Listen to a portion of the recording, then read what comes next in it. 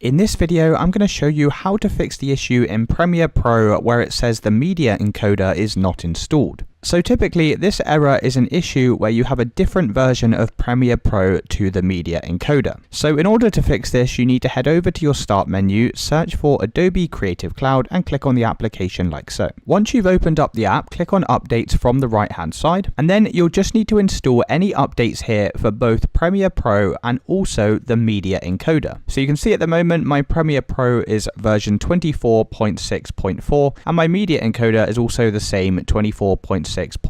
So if we update one of these, we need to make sure we update the other one as well. So I'm just going to click on update for both of these apps like so, and then you can head back over to Premiere Pro and check if that's solved the issue. Now, if it's still not working, what you'll need to do is head back over to Creative Cloud, click on apps from the left-hand side, click on home from the left-hand side, and then select apps from the right. Then we're going to scroll down until you see the media encoder, and we're going to click on these three horizontal dots and then press uninstall. Once you've uninstalled the media encoder, you can then uninstall Premiere Pro as well. Make sure to do it in this order. Once both of the applications are uninstalled, you can then proceed to install and download Premiere Pro. Make sure to install Premiere Pro first, as this will automatically install media encoder. So once you've done that, that should have then fixed any issues you were having. If you did find this video helpful, then let me know in the comments and I'll see you in the next one.